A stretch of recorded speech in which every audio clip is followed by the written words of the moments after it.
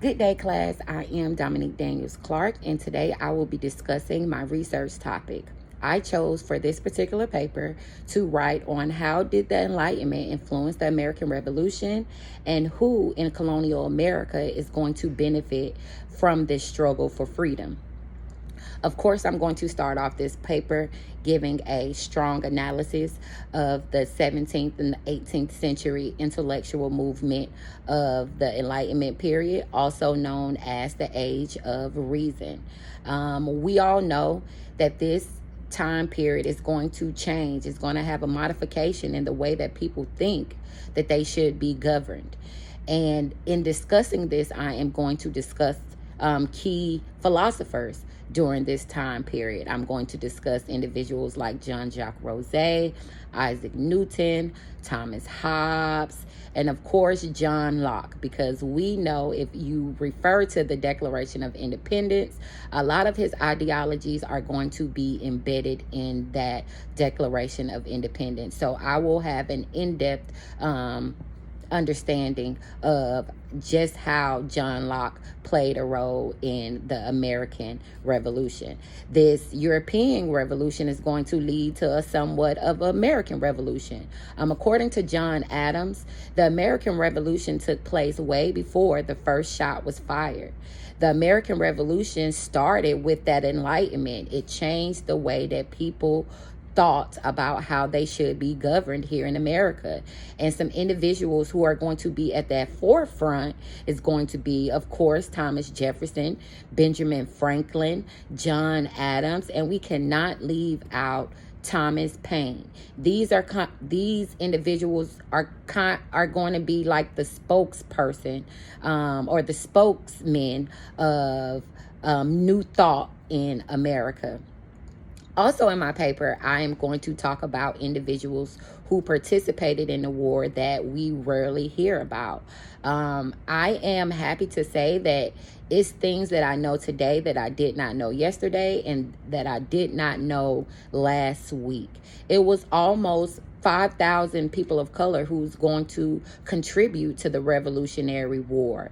They're going to fight on both sides. You're going to have African American patriots, and you're going to have individuals who are going to fight on the behalf of the British. For example, Lord Dunmore's War.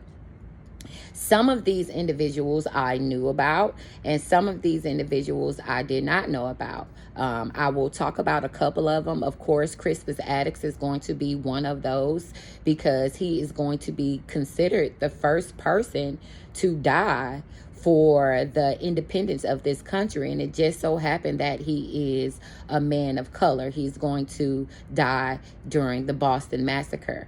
Another individual that I will talk about is Salem Poor. Salem Poor is actually going to be a soldier. He's also a patriot. He's going to be a soldier during the Battle of Bunker Hill, and he's going to be known for having a great shot. Phyllis Wheatley is somebody that I have discussed in previously recorded videos. She is going to be an African-American poet who supports this war, who supports the revolutionary cause through her writings and her works. An individual that I did not know, and his story is very interesting, is going to be an individual by the name of James Armstead. James Armstead is known as the double agent, and Marquis de Lafayette actually speaks very highly of this guy. It is going to be his intel that helped the French and the American colonists win at Yorktown. So if it wasn't for his intel at Yorktown, that we will not know how that war would have ended, because he was so essential in that Battle of Yorktown. We're going to talk about, or I'm going to talk about, the idea or the fact that the Revolutionary War, to some, ultimately failed. And why did it fail to some people? Because it did not truly create a free society.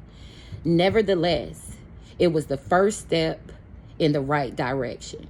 So even though you had African Americans still in bondage, this step established the ideologies that generations later could now claim these freedoms. So was the American Revolution perfect? No, it was not. But it was the step in the right direction. So I'm going to talk about just how the Enlightenment influenced our way of thinking, and how individuals in America is going to interpret this way of thinking, not only during the revolutionary period, but also to today. You really cannot understand the concept of America if you do not go back to when the Republic actually started.